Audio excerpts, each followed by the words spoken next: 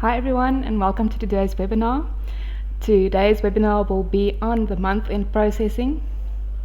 I will show you how to add recurring billing to your... Today's webinar will be on the month-end processing. I will show you how... Sorry about that. So I will show you how to add the recurring billing on the customer profile, where to add the debit order details, how to go through the month-end processing, and where to generate your debit order and download your debit order batch. So let's start with your customer profile.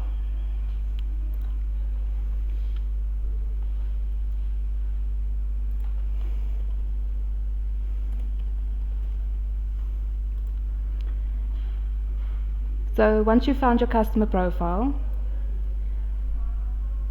you'll be able to determine the billing settings as well as add all your radius data packages here. This will automatically be linked to your recurring billing section here. So to add a radius data package, you will just click on add. You will add a username, generate your password, and choose your data package. After you've added the details, you can always, under the pricing details tab, determine whether the customer should be on monthly pricing. So you can just leave it on default product pricing, or you can change it to custom pricing. We'll be able to amend the amount the customer needs to pay.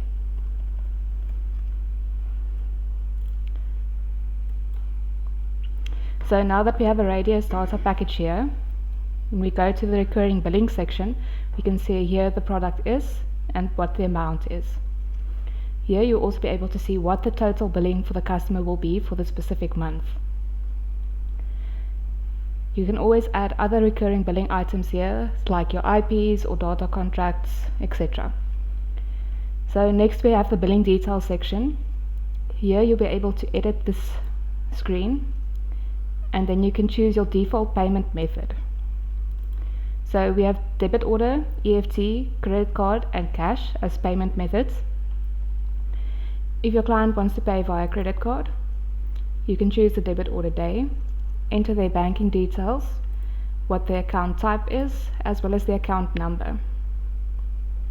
If your client wants to pay via credit card, there are 4 credit card vendors that are currently integrated with DataTill. This is SagePay, PayFast, PayPal, and VCS credit services or card services.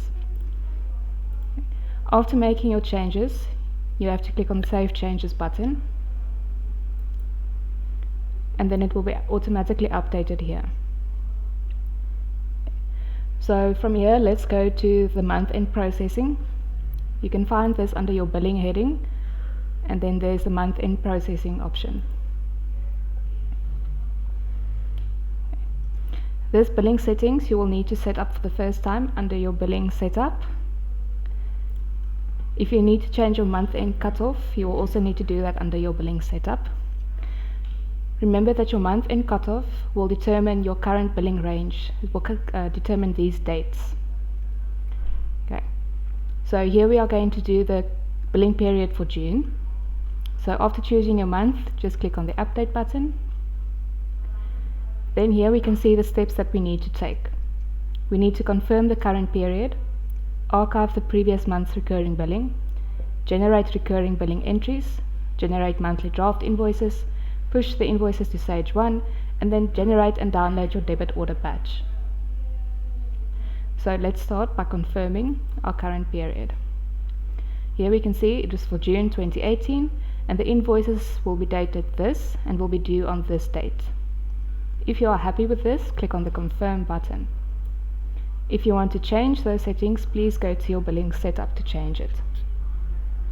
Next, you will need to archive your previous month's recurring billing.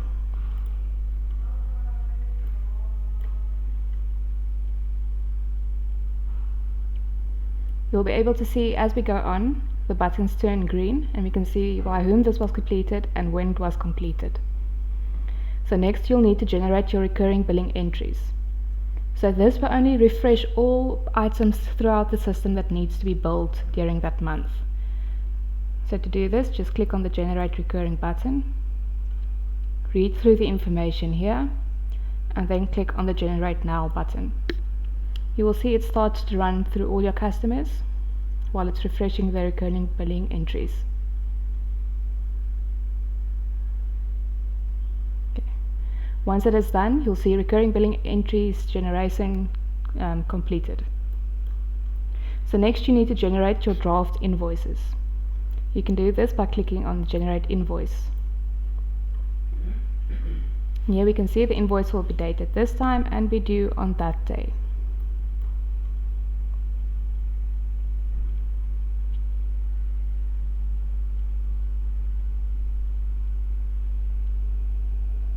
Okay, once it's completed, you will see at the top invoice generation complete. So before you push all these invoices to Sage 1, we would advise that you do some sanity checks, or you have some form of check in order to ensure that everything is correct, especially when you're doing this for the first time. So to find these invoices, you can go to Billing, Invoices, and here you will see a list of all your draft invoices. Remember that after this invoice has been pushed to Sage 1, you will not be able to edit them again. If the invoice has already been sent to the customer, you will need to create a credit note and then re-invoice the customer. Okay, here we can see that the reference is recurring invoice, the document date as well as the due date, and what payment method the customer is on. So from here, you can either generate each invoice on its own.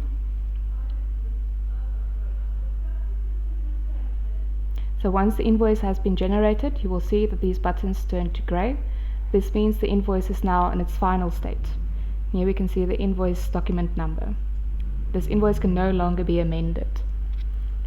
You can always use these filters at the top to filter your list for specific customers. So if you go to your customer groups, you want to first check all your resellers. There we go, reseller. You can always check the invoice if it's not been sent to the customer yet and make any amendments. You can also do you can use the push selected to Sage, which will only send all the invoices on the current screen.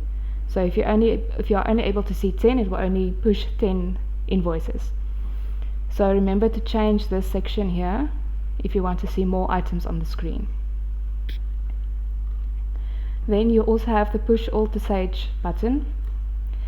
This button will allow you to either send all direct debit, credit card, cash or EFT invoices at one stage. So if we do the EFT and we click on the push now button, it will tell you that it's currently busy processing the outstanding invoices.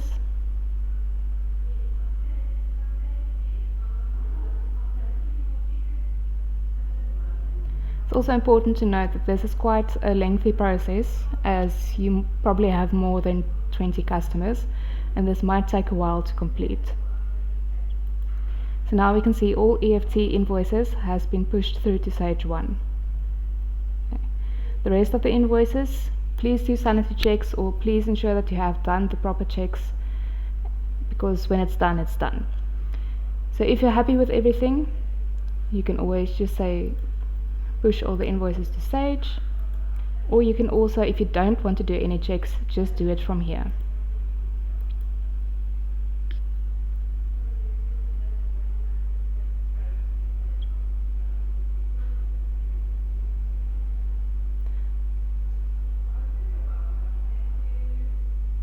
So our month-end processing option is quite easy to do. You just need to follow the steps here. If you do not follow the steps, something might go wrong. Invoices won't get sent to the customers, etc. And as well as you can see here on your processing outstanding invoices, as your invoices get pushed through to Sage 1, you will be able to see which ones didn't go through. You will be able to see this little cross here. You can always fix this by going to your Sage 1 sync data, or if all else fails, please contact our support center. They will be more than happy to assist you with fixing this issue. Okay. So our next step will be to generate your debit batch. Okay. do this, click on the Generate button. You can read the information here. Please note that this is only invoices that have already been pushed through to Sage 1, only invoices that have been marked for debit order, and only invoices generated between these dates or the recurring invoice on the date of the 30th of June, or whatever the date on your recurring invoices is. If you are happy with this, click on the Generate Now button. So this goes quite quickly. And here at the bottom you can see all your debit batches has been generated for each one of your dates. So if you have multiple billing runs, this is not an issue. Here all your billing runs have already been generated. Okay. So if there are specific lines that you need to change their debit order amounts, etc., you can do this by going to your batch details. So you can either click on this button, or you can go to Billing, Debit Run Batches, and then click on the Debit Batch Details option. So here we can see all the customers. You can see the customer, the branch code, the account number, the total amount due, and the total amount that will be debited from their account. Okay. If you need to edit this account, you can do so by clicking on this little blue Edit button. Here you'll be able to edit the actual amount. If there's any issues with the account with the debit order details, you'll be able to see it as it's marked in red. And after you've made your changes, just click on the Update button. So when you go back to your billing, to your debit order batch,